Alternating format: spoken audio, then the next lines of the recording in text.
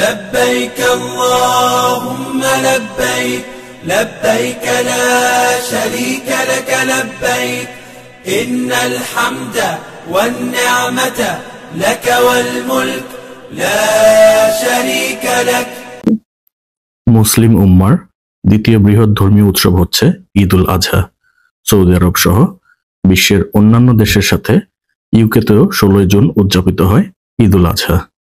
স্কটল্যান্ডের রাজধানী এডেনবরাতে ঈদের প্রধান নামাজগুলো আদায় করা হয় বিভিন্ন মসজিদে একাধিক ঈদের জামাতের সাথে।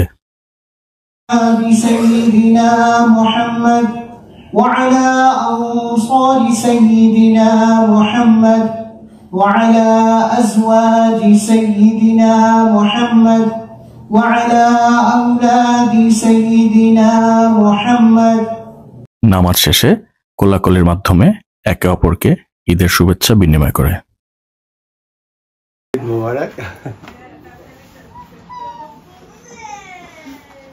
Mubarak to all my brothers, sisters and beloved children. May Allah subhanahu wa ta'ala make this Eid a day of prosperity, a day of happiness and a day of love encompassing all our communities all over the UK and all over the world. May Allah subhanahu wa ta'ala bring peace to it wherever we are in the world. May Allah subhanahu wa ta'ala give our brothers and sisters in places like Gaza a peaceful Eid, inshallah. Eid is a day of enjoyment, a day of celebration, a day of remembering the sacrifices of those before us who were able to be tested by Allah subhanahu wa ta'ala even on the occasion of their own children. But alhamdulillah, Allah subhanahu wa ta'ala shows that through sense of Jannah, inshallah. Ameen.